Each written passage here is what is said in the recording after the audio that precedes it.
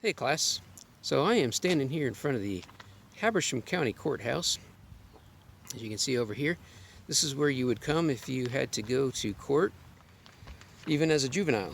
And so juvenile court would be held here for really many different types of reasons, as you've already heard. So I was going to review with you the juvenile law comprehension check that you did for online here on yesterday. So, today is actually, I'm recording this on Thursday, but you'll be watching this on Friday. And so I wanted you to make sure you have an understanding of these 10 questions that you were answering yesterday. Some of you did really good on the open note quiz, and some of you missed several, so I thought we'd go over those so that everybody has a thorough understanding of them. So first of all, you were to tell me the main difference between delinquent and unruly acts. And so hopefully you said something along the line of this, is that a delinquent act would be considered a crime if it was something that was committed by an adult. Okay, an unruly act would be something that only a child could really do to go against some kind of a rule or maybe even a law. So as an example, questions 2 and 3, you were supposed to give me a couple of examples of a delinquent behavior, and then question 3, a couple of examples of an unruly behavior. So what you should have given me was something along the line of this.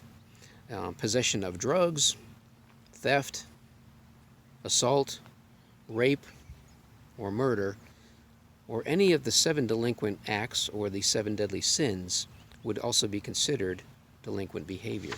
So anything that would be against the law for an adult. Okay? An unruly act would be something much less severe, I guess you could say. But examples of unruly behavior would be things like skipping school, or having possession of alcohol or cigarettes, or loitering in public places between midnight and 5 a.m., meaning that you would be breaking curfew, and perhaps leaving home without your parents' permission, as some examples. So the fourth question you had was, in the juvenile justice system, where is the emphasis, or what is their focus? So you should have given me an answer along the line of the fact that their role, or their focus, their main purpose is to rehabilitate, or to have rehabilitation, meaning that they are putting the system in place to help to make sure that any juvenile does not do anything wrong again, to rehabilitate, to make them better, to make things better. So in the adult system, as you know, the adult system, they charge and they prosecute, and then the charges are to punish, right? Because you have to have punishment to fit the crime. In the juvenile system, yes, there is some punishment and there are consequences you have to have, but the focus is more on the rehabilitation part. So just know that the main focus, or the main emphasis on the juvenile justice system, is to practice rehabilitation, or to rehabilitate the juvenile. Okay. Question 5 asked you if you think juveniles should be tried differently than adults in the court system.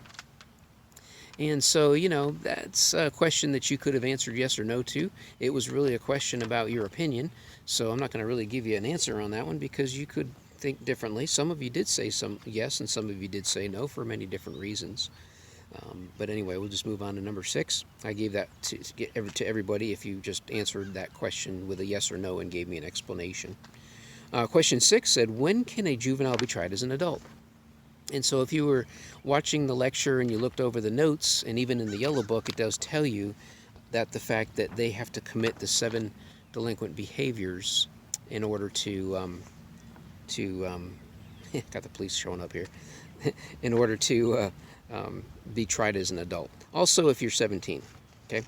Number 7 is list the 7 delinquent behaviors. So the 7 delinquent behaviors, most of you got that, but here's your 7. These are the 7 deadly sins, by the way, and that would be murder, voluntary manslaughter, rape, aggravated sodomy, aggravated child molestation, aggravated sexual battery, and armed robbery with a firearm. Question number 8, what court has jurisdiction when a juvenile is tried as an adult? Now, some of you were tripped up on this one, but you have to, the key was if they were tried as an adult.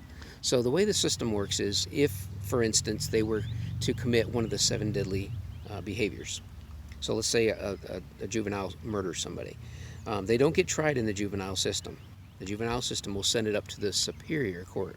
Not the Supreme Court, but the Superior Court. And the Superior Court can make the decision to try it in their court, or perhaps send it back to juvenile court. Now, if they try it in the Superior Court and that person or that juvenile is found guilty, that person can appeal to a higher court. And if the appeal is accepted, that's the only time that it would go to the Supreme Court. Okay? But know that the Superior Court would be the court that handles a juvenile when they're tried as an adult. Step number 9 is you are supposed to list the steps to transfer to adult court. So if you were looking at the lecture notes in regards to this answer, your answer that you should have found was that they should have filed a complaint, they should have filed a petition, then they schedule an arraignment, or hearing basically, then they would set the court date and then have the trial conducted. Those would have been the steps that were in the lecture notes. Now, some of you may have looked at your yellow book for the adult court trial process, and if you gave me those 5 or 6 steps, I think there were 6 steps in that one, then I did give those to you as well.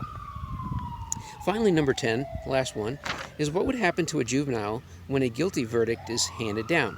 And that would only be, oh, somebody's in trouble. Hopefully not me. Okay. So anyway, what happens to a juvenile when a guilty verdict is handed down? Well, that's really referring to the fact that if they were a juvenile that was having to be tried as an adult, so they were in Superior Court and the judge decides, hey, you know, you're guilty of your crime. You did murder that person. So the youth or the juvenile that's being tried would have to spend all the jail time, which is a minimum of 10 years, in an adult prison without parole. So if that's the answer you gave me, that would have been the correct answer. If you got tripped up on this answer and you answered something differently because you thought it was something different, I went ahead and gave that to you today. But I just wanted to clarify those questions for you, and just kind of preparing you for better knowledge for the juvenile justice system. Hey, I hope you guys are having a great week. I really miss being with you, and I mean that sincerely. I kind of miss being in school. I really do. I'd much rather be in person than being stuck home all day, which is why I'm at the courthouse. I'm trying to get out and do stuff. And so you guys have a great day.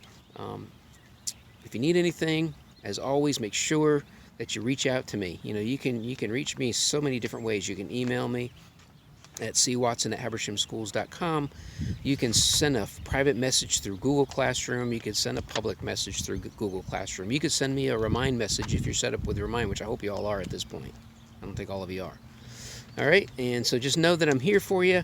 I'm answering questions from 7:30 to 3:30, Monday through Friday. And so just make sure that you're not afraid to reach out to me. I'm available. All right, so as Mr. Watson is going to tell you through this whole unit, be a juvenile, but don't be a juvenile delinquent. Don't end up in here having to respond to something you did. Poor decision, right? Hey, guys, have a good weekend.